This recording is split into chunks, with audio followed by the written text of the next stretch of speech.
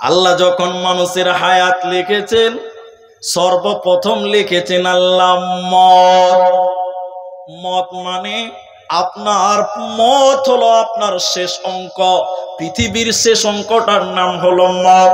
যেমন মনে রাখেন, আপনাকে আমি দিয়েছি 500 টাকা, আপনি চলে যান মহারাজনগর বাজারে, আপনি 200 টাকার ফল কিনবেন, 100 টাকার আপনি কিনা লবণাক্ত ঝাল কিছু কিনবেন, আর 100 টাকার আপনি কিনা দই নিবেন, আপনার কিনা এই বাজারগুলো করবেন। এবার আপনাকে দিলাম 500 টাকা, এবার আপনি করছেন আমার ক্ষমতা হলো 500, আমার ক্ষমতা হলো 500। তাহলে 500-র ভিতরে কি আছে?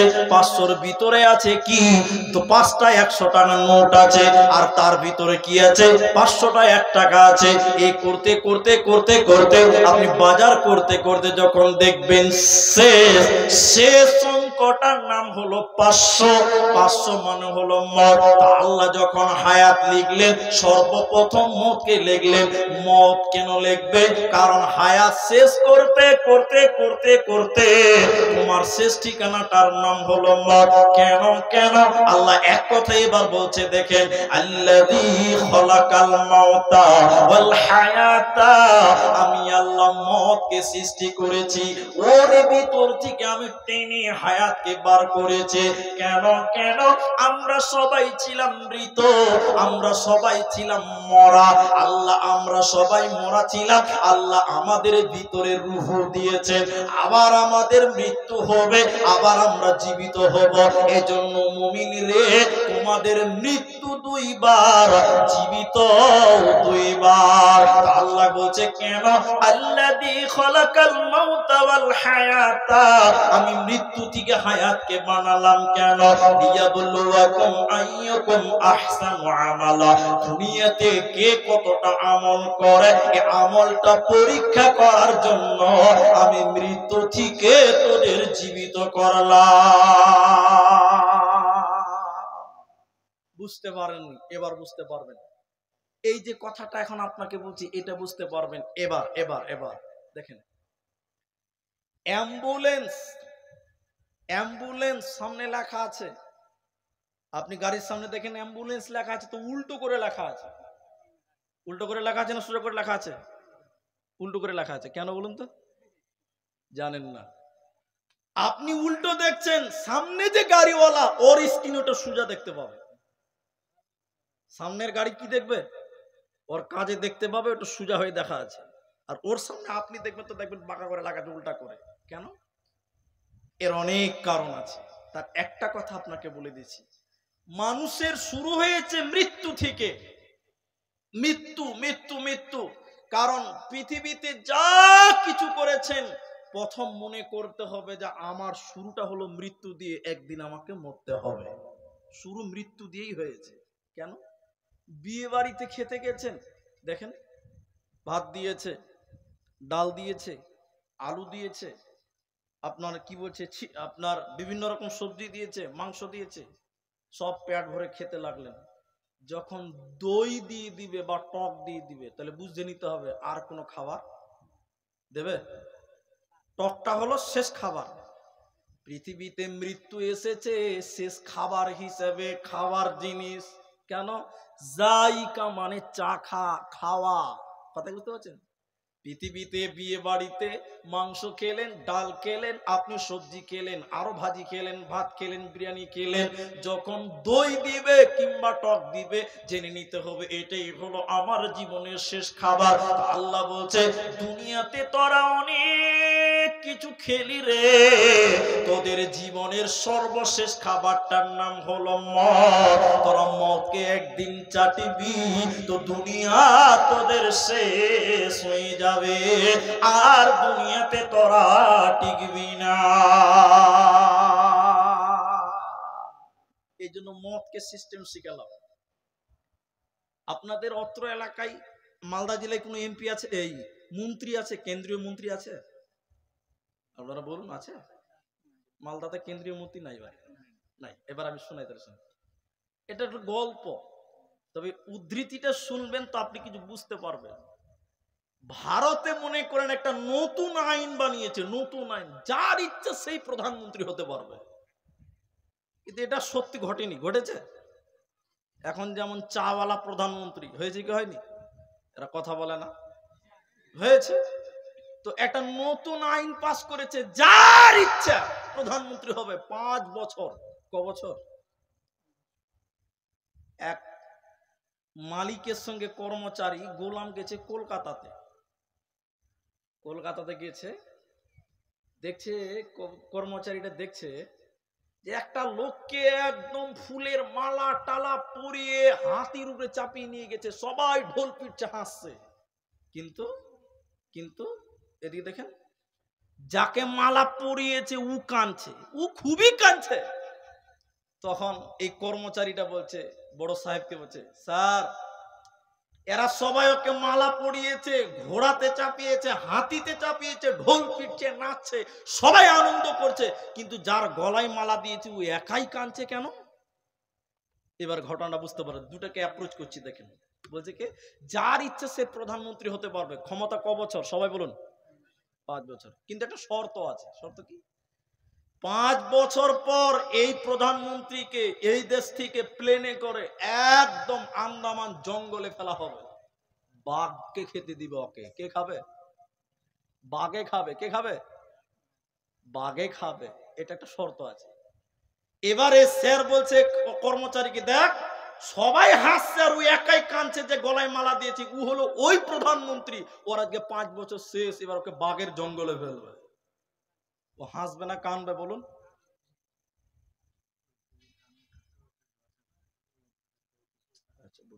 তো এবার 5 বছরের মন্ত্রীর অবস্থা এরকম হয়ে গেছে।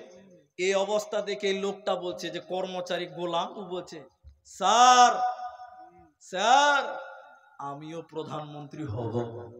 আচ্ছা আপনারা কেউ হবেন?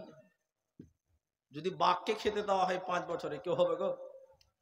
বলছে, স্যার আমি প্রধানমন্ত্রী হব, আমার অনেক শখ। তখন বড় সাহেব বলছে, এই দৃশ্যটা দেখে তোকে ভয় লাগছে না? 5 বছর পর তোকে ওরকম জঙ্গলে ফেলবে, বাঘে তোকে খাবে। বলছে, না স্যার তাও আমি প্রধানমন্ত্রী হব, আপনি একটু ব্যবস্থা করে দেন। বলি, ঠিক আছে ব্যবস্থা করব। এবার দেখেন, রাখাল প্রধানমন্ত্রী হয়ে গেছে। শর্ট বলছি কথাটা, 5 বছরের ক্ষমতা পেয়েছে। ক বছর বলুন? প্রথম বছর প্রধানমন্ত্রী হয়ে বিল পাস করলো কি, আন্দামান জঙ্গলটাকে কেটে তোমরা পরিষ্কার করে দাও। প্রথম বছর এটা আইন পাস করেছে। এদেশের যত মিলিটারি ফোর্স আছে সবকে আন্দামান জঙ্গলে পাঠিয়ে যা, সব জঙ্গল পরিষ্কার করে দে, বাঘের অস্তিত্ব রাখবি না। 1 বছর। ক বছর বলুন সবাই বলুন? দ্বিতীয় বছরে প্রধানমন্ত্রী বলছে, যা যত ইঞ্জিনিয়ার আছে ট্যালেন্টেড আমার দেশের নাগরিক আছে সবকে পাঠিয়ে দে, বড় বড় ফ্যাক্টরি তৈরি হবে। আন্দামান জঙ্গল পরিষ্কার হয়ে 5 বছরে বিরাট বড় একটা অট্টালিকা শহর হয়ে গেছে। এবার আপনারা বলুন, এই প্রধানমন্ত্রী যেদিন 5 বছর হবে, ই হাসবে না কানবে? জুড়ে বলেন। সেদিন সবাই কানবে, ও কিন্তু কানবে না, কারণ ওই জায়গায় যাওয়ার পূর্বে মালটা পরিষ্কার পরিচ্ছন্ন করে তৈরি করে নিয়েছে। মৃত্যু একটি যন্ত্রণা, মৃত্যু একটি যন্ত্রণা, কিন্তু শুনিলেন মৃত্যু আসার পূর্বে, পরকাল আসার পূর্বে যদি এই দুনিয়া থেকে আপনি পরকালটাকে পরিষ্কার করে সুন্দর করে সাজিয়ে নেন, মৃত্যুর সময় গোটা দুনিয়া কানবে, কিন্তু আপনি আল্লাহর বান্দা, হাসতে হাসতে মরণ হবে। কারণ আপনি জানেন আমি ভালো মানুষ, আমি ভালো কাজ করেছি, আপনার কোনো টেনশন মতের বেলায় থাকবে না। তবে মৃত্যু বড় কঠিন। মায়েরা শুনিলেন আল্লাহর নবীর মৃত্যুর সময় তিনার কষ্টটা কত হয়েছিল। ওরে আমার মায়েরা, বোনেরা, বেটিরা কান করে শুনিলেন, আল্লাহর নবীর শরীরে বৃহস্পতিবারের দিন নবীর শরীরে জ্বর আরম্ভ হলো, নবীজির শরীরে জ্বর আরম্ভ হলো। বুধবার, বৃহস্পতিবার গেল, শুক্রবার চলে গেল, বিশ্ব নবীর শরীরে কিন্তু জ্বর কমে না, নবীজির শরীরের জ্বরের পরিমাণ কমে না। শনিবার সারাদিন চলে যাওয়ার পর রবিবার শুরু হলো, আল্লাহর নবীর এত জ্বর, জ্বরের কারণে নবীজি থরথর করে কাঁপছে, জ্বরের কারণে নবীজি থরথর করে করে কাঁপছে। কখনো নবীজির জ্ঞান হারিয়ে যায়, এতটা নবীজির জ্বর, নবীজি চলতে পারে না, নবীজি দাঁড়াতে পারেন না। রবিবার যখন সারা দিন চলে গেল, যখন রাত্রি আরম্ভ হলো, আল্লাহর নবীর এত জ্বর, জ্বরের কারণে নবীজি ডুকরে ডুকরে কাঁদছে। নবীজির এত জ্বর, জ্বরের কারণে নবীজি কখনো বেহুশ হয়ে যায়, কখনো যেন জ্ঞান হারিয়ে যায়। গভীর রাতে নবীজি তাহাজ্জুদের নামাজ পড়ে নিলেন, তাহাজ্জুদের নামাজ পড়ে তিনি ঘুমিয়ে গেলেন, অজ্ঞান হলেন। আবার ফজরের নামাজও তিনি পড়ে নিলেন। মসজিদে নববীতে ফজরের সময় আজান দিয়েছে, কিন্তু আল্লাহর নবীর শরীরে এতটাই জ্বর, নবীজি জ্বরের কারণে অজ্ঞান হয়ে আছে, জ্ঞান হারিয়ে আছে। মসজিদ নববীতে ফজরের আজান দিল, সাহাবীরা একজন একজন করে মসজিদে নববীতে গেলেন। মসজিদে নববীতে সাহাবীরা নবীজির জন্য অপেক্ষা করছেন, নবীজির জন্য ইন্তেজার করছেন। নবীজি আসবেন, ইমামতি করবেন, নবীজি আসবেন, ইমামতি করবেন। দীর্ঘক্ষণ দাঁড়িয়ে থাকতে থাকতে বিশ্ব নবী মসজিদে এলেন না, কারণ নবীজি জ্বরের কারণে অজ্ঞান হয়ে আছে, নবীজি জ্ঞান হারিয়ে আছে।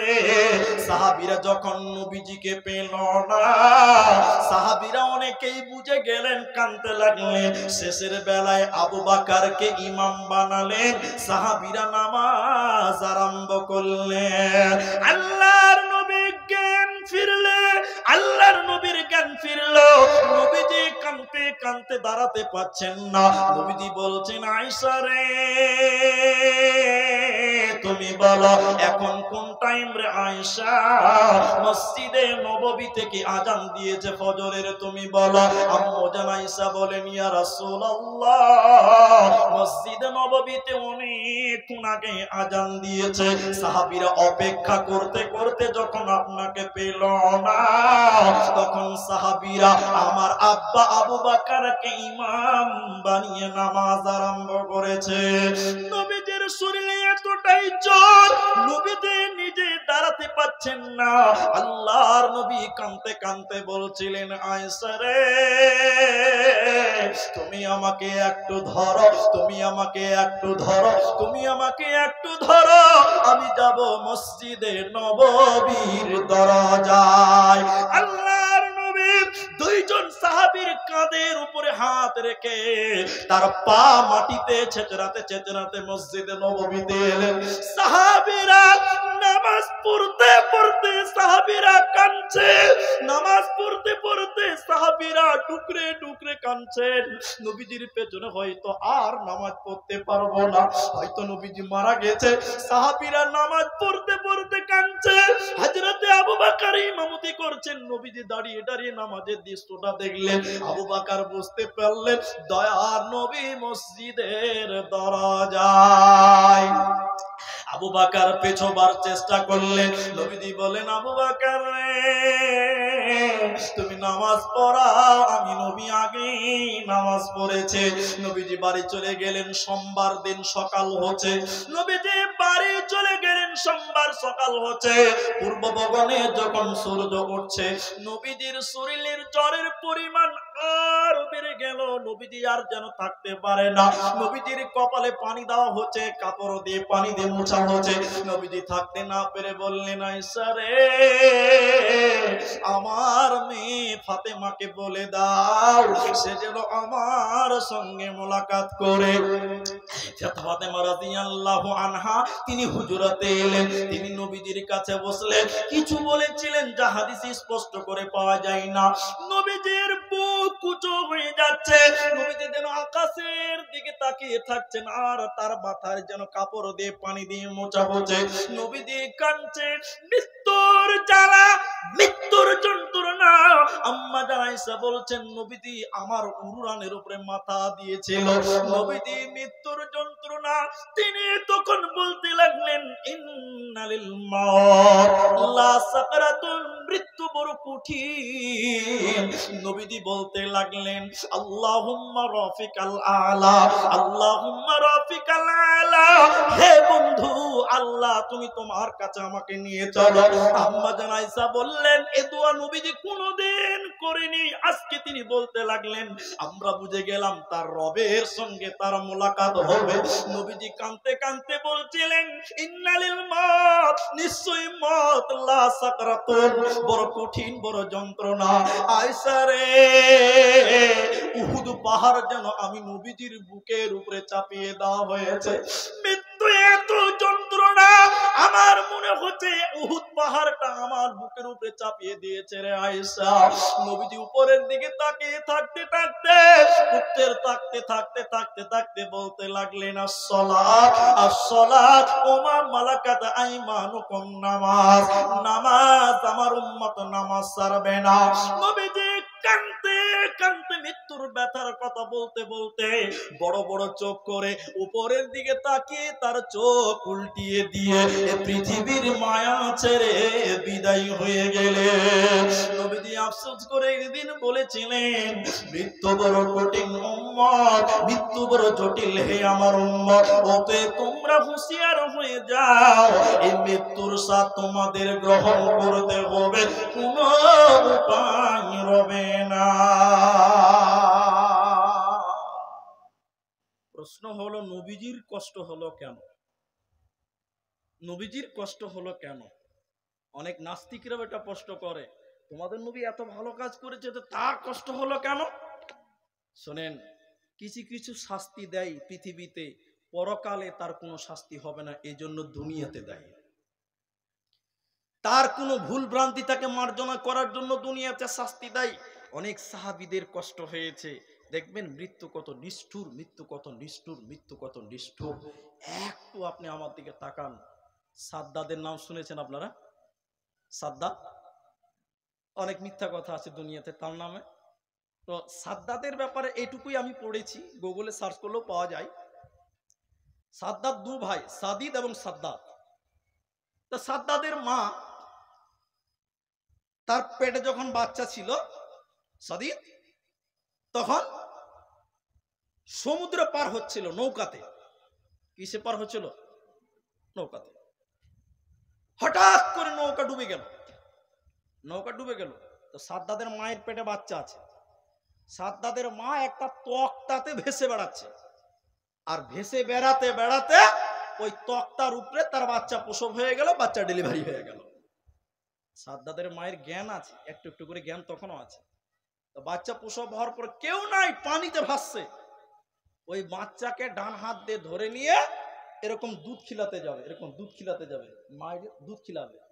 আল্লাহ তখন বলছে যাও আজরাইল, সাদ্দাদের মায়ের হায়াত শেষ, এক্ষুনি যাও। আজরাইল বলছিল মামার বোন আমার, আল্লাহ তুমি একটু 2 মিনিট টাইম দাও, 1 মিনিট টাইম দাও, এই বাচ্চাটাকে একটু শাল দুধ তার মায়ের খেতে দাও। আল্লাহ বলছেন ইদা জাআ আজালুহুম লা ইস্তাখিরুনা সাআতান ওয়া লা ইস্তাকদিমুন। আজরাইল মালাকুল মউত, তুমি যাও যাও যাও, মৃত্যুর সময় আমি আল্লাহ যার যেইভাবে নির্বাচন করেছি, যে টাইমে ফেস করেছে, তার কিঞ্চিত পরিমাণ এদিক সেদিক হবে না। সমুদ্রে থাকুক চাই যেখানে থাকুক, মৃত্যু একদিন তাকে ছাপ্পা মেরে ধরবে। ফর এক্সাম্পল দিচ্ছি আপনাকে, একটু ধৈর্য ধরেন তাহলে বুঝতে পারবেন। আমার কানে কানে বলেছে, আমি তাও মুখ দিয়ে বলিনি, যে জালসা খুব মানে উইদার খুব ভালো একটা সিচুয়েশনে নাই, এই জন্য বলিনি, আর আমি এখনো বলছি না। তবে আমি একটা কথা খালি বলছি, আপনাদের এই পাশের স্টেশন নাম মহানন্দা, রেল স্টেশনের নাম মহানন্দা। এই গ্রামে 3টা ছেলে বলছে চ মালদা যাবো। কখন যাবি? সকাল 5টার লোকাল ট্রেনটা ধর। সকাল 5টার লোকাল ট্রেন ধরে কোথায় যাব? মালদা যাব। ঠিক আছে, লোকাল ট্রেনটাই ধরবো চ। তো 3 বন্ধুর মধ্যে এক বন্ধু ঢিলা, ঢিলা বুঝেন তো আপনারা, অলস ভারী। এবার 2 বন্ধু টাইমের আগে স্টেশনে চলে গেছে, আর যে ঢিলা ও আসতে পারেনি। এরা খালি ঘন ঘন টাইম দিচ্ছে, যে ট্রেন ঢোকার টাইম হয়ে গেলে এখনো এলো না। হুঁশ হলো না, ও গাধা নির্বোধ থেকেই গেল, ও টাইমের কোনো জ্ঞান নাই। এই করতে করতে লোকাল ট্রেন চলে এসছে, এই দু বন্ধু চেপে গেছে, এরা মালদা চললো। ট্রেন চলে যাওয়ার পর এই 3 নম্বর ভারী মালটা স্টেশনে ঢুকছে, আর ট্রেন পাবে? একটু বলুন, পাবে? পাবে না।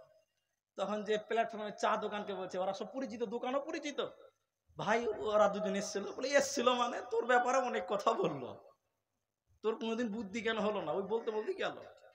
ও তখন বলছে তাহলে কি করে চলে যায়। এমন সময় দেখছে পাচ্ছে যে স্টেশনের সামনে রেড সিগন্যাল আছে, অথচ একটা ট্রেন ঢুকছে, ট্রেনটার নাম কি বন্দে ভারত। কোন ট্রেন ঢুকছে? সিগন্যাল পায়নি বলে মহানন্দাতে দাঁড়িয়ে গেছে। ও তখন বলছে মালদাতে দাঁড়াবে, বা শতাব্দী চলে এসছে, বা আপনার ব্রহ্মপুত্র মেল চলে এসছে, এক্সপ্রেস ট্রেন যাকে বলে।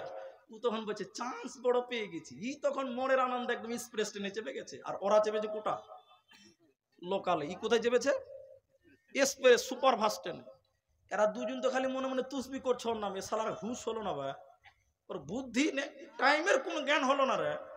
ই আপনার বড় বাবু একদম এক্সপ্রেস ট্রেনে চেপে গেছে, লোকাল ট্রেন এক লাখিতে দাঁড় করে রেখে দিয়েছি, বাবু আগেই যে মালদাতে হাজির। মালদাতে যে খবর শুনছে যে লোকাল ট্রেনটা 2 নম্বর আসবে, ও লোকাল ট্রেনে যে একদম চেয়ারে বসে আছে, 2 নম্বর প্ল্যাটফর্মে বসে আছে। এরা দুজন যখন লোকাল ট্রেনটা মালদাতে ঢুকছে, তখন নেমে পড়ে ওই তুফসিরি করতে লাগছে যে ও শালার হুঁশ হলো না ভাই। বন্ধু তো নেমে তাকিয়ে দেখছে শালা টিকিট কাউন্টার আগেই বসে আছে। তুই কি কিনে নেবা বন্ধু? তো তুই কি রে? তখন বলছে হ্যাঁ, একে বলে নসিব সুপার ফাস্ট। আল্লাহ বলছে শোন, পৃথিবীতে অনেক রকম যানবাহন আছে। ট্রেনে চাপেন, প্লেনে চাপেন, বাসে চাপেন, ট্রাকে চাপেন, আপনার কিনা টোটোতে চাপেন, বাইকে চাপেন, ইয়ামাহা আছে, সুজুকি আছে, রাজদীপ আছে, যত বুলেট আছে, যত গাড়ি আছে না কেন, এগুলো যানবাহন। এর চাইতে দামি যানবাহনের নাম হলো মদ। মদ হলো একটা যানবাহনের নাম। আপনি মোটরসাইকেলে শ্বশুর বাড়ি যেতে পারবেন, বাসে চেপে আপনি মালদা যেতে পারবেন, বাসে চেপে কলকাতা যাবেন, কলকাতা থেকে আপনি ট্রেনে ধরে আপনি মুম্বাই যেতে পারবেন। তাহলে এই যানবাহন গুলো এক জায়গা থেকে আরেক জায়গাতে যাওয়া যায়, কিন্তু মদ হলো একটা স্পেশাল যানবাহনের নাম। এই যানবাহনে চাপলে কোথায় যাওয়া যাবে? মৃত্যু নামে গাড়িতে চাপবেন তো স্বয়ং আল্লাহর কাছে চলে যাবে। এই জন্য আল্লাহ বলছে তোরা যেখানে থাকিস না কেন, তোরা দুনিয়াতে যে গাড়িগুলোতে চেপে রয়েছিস, এই গাড়িগুলোর নাম হলো লোকাল। তোরা যে গাড়িগুলোতে দুনিয়াতে বাস করছিস, সেগুলোর নাম হলো লোকাল। আজ আজরাইল যে গাড়িতে চেপে রয়েছে রে, ওই গাড়িটার নাম হলো সুপার ফাস্ট বন্দে ভারত। তোরা যেখানেই পালাবার চেষ্টা করিস না কেন, যে গাড়িতেই থাকার চেষ্টা করিস না কেন, এক্সপ্রেস ট্রেনে মত তোর আগে তোর সামনে একদিন দাঁড়াবে, তোর পালাবার কোনো উপায় নাই। দাদুকে বড় রোগ হয়েছে, কুমারগঞ্জে দেখালেন, ডাক্তার বলছে মালদা যেতে হবে। চাচা বলছে চরে বাপ মালদায় আমাকে যেতে হবে, বাঁচতে হবে। মালদা চেক আপ করে ডাক্তার বলছে চাচা হবে না, তোমাকে বহরমপুর যেতে হবে। চাচা ছেলেদেরকে বলছে চরে বাবা বহরমপুর যেতে হবে, বাঁচতে হবে। বহরমপুর ডাক্তার বলছে হবে না, তোমাকে পিজি যেতে হবে। পিজির ডাক্তার চেক আপ করে বলছে বাবু তোমারও হবে না, তোমাকে ভেলোর যেতে হবে। চরে বাবা বাঁচতেই হবে, ভেলোর যাব। যখন ভেলোর এয়ারপোর্টে নেমেছে, আজরাইল এসে ছাপ্পা মেরে নিয়ে চলে গেল। অতএব মৃত্যু থেকে পালাবার যতই চেষ্টা করো না কেন, মৃত্যু সুপার ফাস্ট ট্রেনে বসে থাকে রে, একদিন তোমার সামনে তিনি দাঁড় হবে। তার কাছ থেকে পালাবার মতন ক্ষমতা পৃথিবীর কারো হবে না, হবে না, হবে না। তোমরা ভুলেই গেছো বীর শহীদের নাম। তারা জান্নাতের ফুল বাগেতে, তারা জান্নাতের খুশবাগেতে অতিথি ব্রাহ্মণ রাহেলিল্লাহ করছে তারা জীবন কোরবান, রাহেলিল্লাহ করছে তারা জীবন কোরবান। তোমরা ভুলে গেছো বীর শহীদের নাম। আমার মায়েরা, এটা কোনো মসজিদের জালসা নয়, এটা কোনো মাদ্রাসারও জালসা নয়। তবে এই প্রোগ্রামটা করতে গিয়ে কিছু খরচ হয়েছে কি হয়নি? একটু মুখ খুলেন ভাই। হয়েছে। আর এগুলো আপনার টাকা, আমাদের এলাকাবাসীর কিছু সহযোগিতা, বাকি আর কিছু নয়। এই জন্য 11:30 বেজে গেছে। হ্যাঁ, 11:30 বেজে গেছে। অনেক মা বোনেরা বলছে যে আপ কতক্ষণ শুনবো, চ বাড়ি চ। তো চলেই যখন যাবেন, যারা এই ছেলেরা মেহনত করেছে, অনেক কষ্ট করেছে গ্রামে, আপনারা মেহেরবানি করে তাদের হাতে কিছু দিয়ে যাবেন। তাদের মেহনত করেছে, দিনের ব্যাপার, ইসলামী আলোচনা হবে, তো জ্ঞান চর্চা হবে, নেকি পাওয়া যাবে। এই ছেলেরা মেহনত করেছে, গ্রামে কিছু ছেলেরা, আপনাদের ছেলেরা, আপনারা তাদেরকে কিছু দিবেন। না দিবেন তো এদেরকে বোকা বাহা হবে। এরা তো নিজের জন্য কিছু করেনি, যে কিনা আপনাদের সামনে যাবে, এটা আদায়ের জালসা লয়, এজন্য বেশি বললে খারাপ লাগবে। নিজের দায়িত্ব মনে করে কিছু দিবেন, না দিলে এদেরকে একদম বোকা বাহা হচ্ছে, তাহলে ছাড়া কিছু হবে না।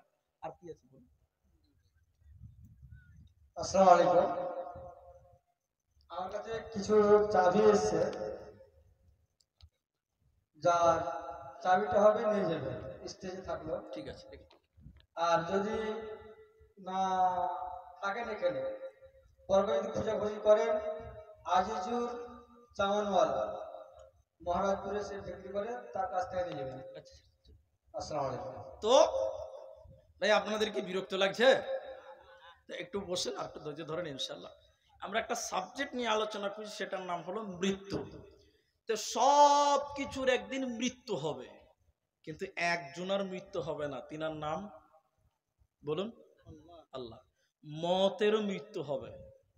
আমি বলেছি মৃত্যু একটা সৃষ্টির নাম। মানুষ যেমন সৃষ্টি, মৃত্যুটা কি সৃষ্টি। আল্লাহ বলছেন আল্লাযী খালাকাল মাউতা, আমি আল্লাহ মৃত্যুকে সৃষ্টি করেছি, মৃত্যুর মত হবে।